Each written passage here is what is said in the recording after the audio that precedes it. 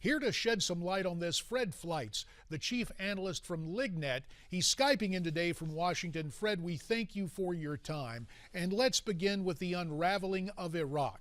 Among the options available to the United States, the use of drones, is that a viable and indeed a preferable option at this point? JD, it's great to be here. I think it's an excellent option to conduct some surgical strikes on ISIS locations, ISIS leaders. There's not popular support in this country for a U.S. invasion. That's not politically possible. But I think drones would give us the ability to make some significant headway on rolling back ISIS. And this controversy over drone strikes against American citizens, this is really way out of line. This is discussing Anwar al-Awlaki, a Yemeni American who had joined al-Qaeda in Yemen and was extensively involved in planning al-Qaeda attacks against the United States. This was well vetted with the Justice Department and Congress. I don't think it's an issue. Well, and again, let's emphasize what happened to al-Awlaki. As I understand it, he was born in New Mexico. Now, correct me if I'm wrong. I believe his dad was in an academic program at New Mexico State. So technically, he was born on American soil. But as you point out, he had taken all sorts of actions that could classify him or should classify him as an enemy combatant. You care to comment more on the situation involving the so-called American-born terrorist? Well, let's start out with the fact that at least 3 9/11 hijackers went to services at his Falls Church, Virginia mosque. He inspired dozens of radical Islamist terrorists in the United States and the UK. He was very active on the internet. And the Tsarnaev brothers were not only inspired by him, they built the bombs that they attacked the Boston Marathon with based on an internet publication that al-Awlaki founded. Fred, I made mention of an article appearing in today's Wall Street Journal, and it talks about a bipartisan panel slamming the Obama administration with this administration's current use of drones.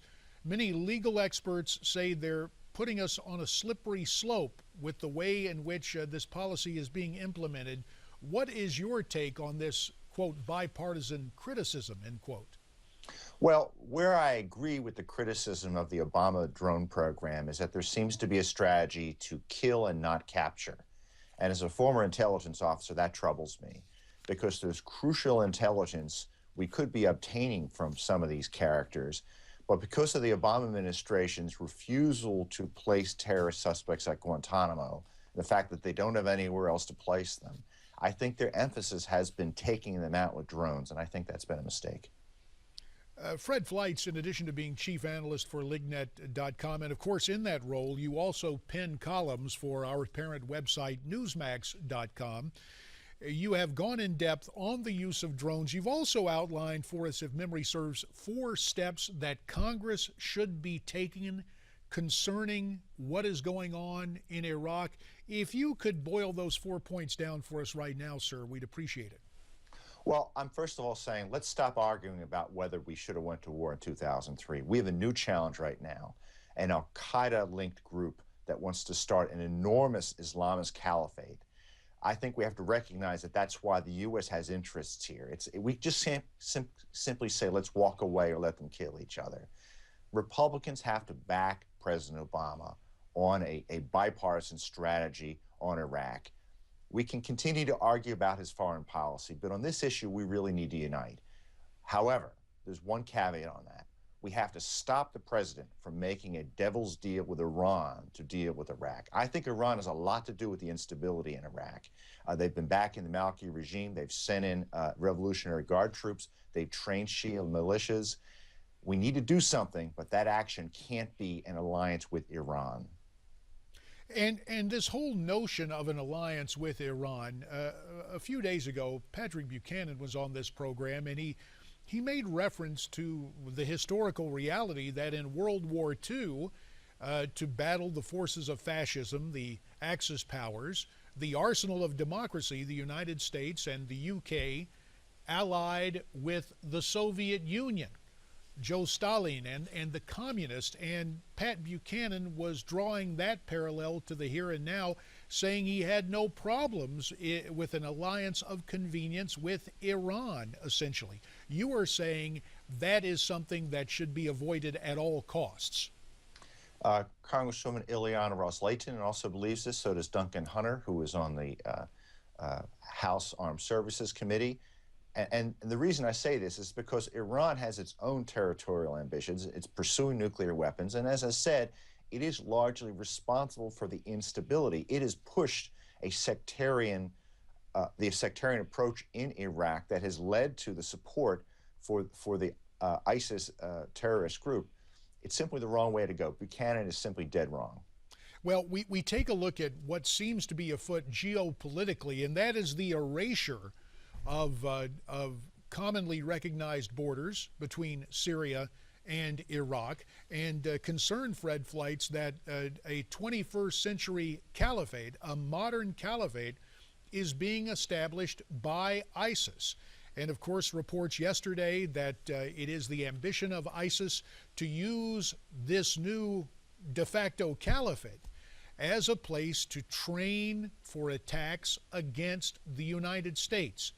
Do you believe that ISIS has advanced to that level that we are seeing the establishment of the modern caliphate? ISIS stands for the Islamic State of Iraq and al-Sham. The second S doesn't stand for Syria. It stands for Greater Syria, which means Lebanon, Syria,